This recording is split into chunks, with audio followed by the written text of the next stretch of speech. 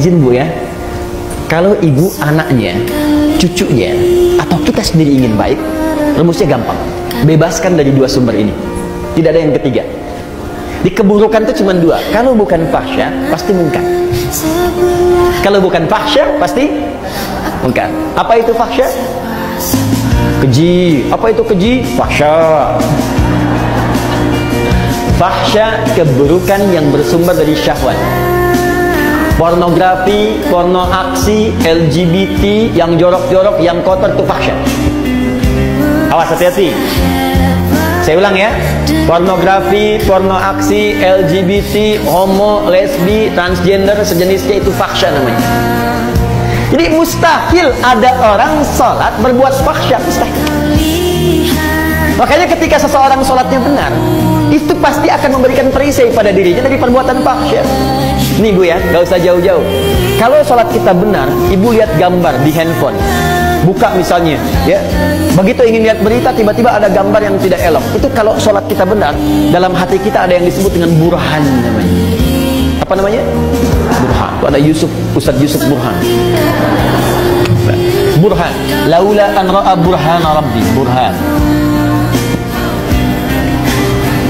Burhan itu petunjuk Allah. Saya ulang ya. Burhan itu petunjuk Allah yang muncul dalam hati, yang menjauhkan kita dari maksiat. Petunjuk Allah yang muncul dalam hati, yang menjauhkan kita dari maksiat. Nabi Yusuf pernah diajak berduaan oleh seorang perempuan, istri seorang pembesar, untuk melakukan hubungan yang tidak dibenarkan. Ya, ini dalil tidak dibenarkannya. Awas, perbuatan zina di luar nikah. Hati-hati di surat Yusuf. Ya, walaqad hammat bihi, ya, wa hamma biya laula an ra'a burhana rabbi. Perempuan itu mengajak Yusuf untuk berduaan. Perempuan itu telah memiliki suami. Yusuf belum menikah sama sekali, diajak berduaan. Ini dalil jelas dalam Al-Quran tidak diperbolehkannya hubungan seksual di luar pernikahan. Jadi nggak usah bikin disertasi, capek. Ya, udah satu ayat baca selesai. Ini artinya orangnya jarang baca Quran. Balik ke sini. Ketika kemudian ditampakkan oleh Allah, laula ara'a burhana rabbi, kalau dia tidak merasakan, melihat burhan, petunjuk di hatinya dari Allah, ini salah, jangan lakukan. Kalau Nabi itu pasti dijaga, maksum. Nabi nggak mungkin berbuat maksiat, dijaga. Kalau kita karena bukan Nabi, dorongan nafsu itu ada, tapi oleh Allah diberikan pancaran di hatinya supaya mencegah dia berbuat maksiat. Makanya ibu sering dengar suara hati ketika berbuat salah. Kalau nggak percaya begini Bu, tes ya, tes. Masih ada nggak nih? Nanti keluar dari sini, ibu coba pakai sendal orang lain. Ngetes, awas, bukan dia lakukan, ngetes. Ya. Pakai aja, punya saya, kata Ustaz Adi. Ini cuman cek ya. Lihat sini, ibu pakai. Begitu ibu pakai itu, nanti akan ada suara hati dalam benak kita. Itu bukan punya kamu. Pasti itu.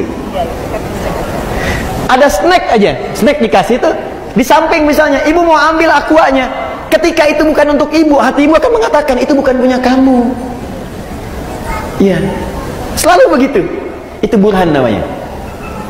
Nah makanya orang-orang yang sholatnya bagus, itu pasti sinyal burhannya kuat Bu.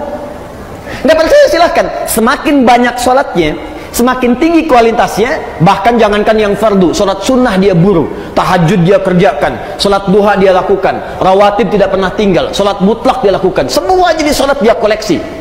Kalau sudah dikerjakan semua ini, demi Allah saya katakan, mustahil dia akan berbuat fahsya, mustahil. Sebaliknya, kalau ada orang masih berbuat fahsya, senang berkata kotor, apalagi berbuat seperti yang tadi, pelaku di pornografi, ada porno aksi, aktif di LGBT, tapi masih kelihatan sholat, itu pasti ada yang salah dalam sholatnya, ada yang keliru. Karena mustahil sholat itu bersanding dengan perbuatan maksiat, itu mustahil. Jari orang tahiyat tidak akan berbuat maksiat.